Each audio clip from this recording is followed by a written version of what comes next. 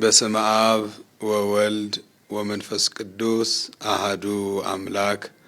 ክርስቶስ ተንሥአ እሙታን በዐቢይ ኃይሎ ሥልጣን አሰሮ ለሰይጣን አግዓዞ ለአዳም ሰላም እምይእዜሰ ኮነ ፍስሐ ወሰላም። የተወደዳችሁና የተከበራችሁ በመላው ዓለም የምትኖሩ ኦርቶዶክሳውያን ወገኖቻችን በሙሉ የቅዱስ ሲኖዶስ ምልዓተ ጉባኤ ያሳለፋቸውን ውሳኔ ከዚህ በመቀጠል አቀርባለሁ። እግዚአብሔር ከሁላችን ጋር ይሁን። በመንበረ ፓትርያርክ ጠቅላይ ቤተ ክህነት የኮሪደር ልማት አብይ ኮሚቴ ተዘጋጅቶ የቀረበው የአፈጻጸም ሪፖርት ለቅዱስ ሲኖዶስ ምልዓተ ጉባኤ በንባብ ተሰምቶ ምልዓተ ጉባኤው በቀረበው የአፈጻጸም ሪፖርት ላይ በስፋት ተነጋግሮ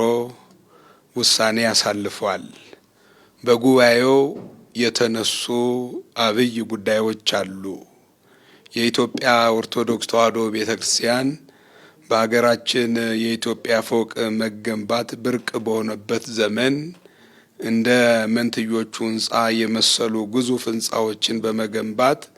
ለሀገሪቱ ይበልጥም ለመዲናችን ለአዲስ አበባ ከፍተኛ የእድገትና የስልጣኔ ፈርቀዳጅ በመሆን ያበረከተችውን አስተዋጽኦ በታሪክ ምዕራፍ ውስጥ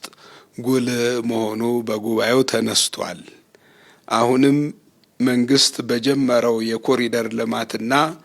የከተማ ማደስ መርሃ ግብር ላይ ግንባር ቀደም በመሆን የተያዘ በጀት በሌለበት ሁኔታ ከሌሎች ስራዎች ቅድሚያ በመስጠት ያሉትን ህንፃዎች በማደስ ቤተክርስቲያን የአርአያነትን ሚና ኃላፊነቷን መወጣቷን፣ በሌላ በኩል ደግሞ ጉባኤው ትልቅ ምስጋና የቻረበት የአዲስ አበባ ከተማ አስተዳደር ተበታትኖ የነበረውን የቤተ ክርስቲያኒቱን ይዞታ ለትልቅ ግንባታ በሚያመች ሁኔታ አሰባስቦ በመስጠት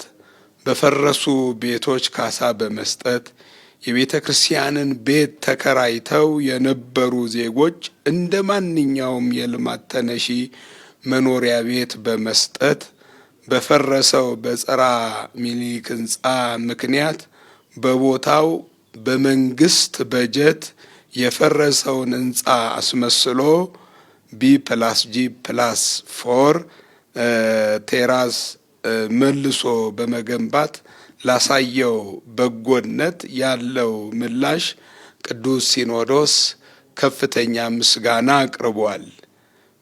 በመሆኑም በዚህ በኮሪደር ልማት የተገኘውን በጎ አጋጣሚ ሙሉ በሙሉ ተጠቃሚ ለመሆን የቅዱስ ሲኖዶስ ምልዓተ ጉባኤ 3 ነጥቦችን በውሳኔ አሳልፏል። አንደኛ፣ እስካሁን በተረከብናቸውና ወደፊትም በምንረከባቸው ቦታዎች ላይ ደረጃውን የጠበቀ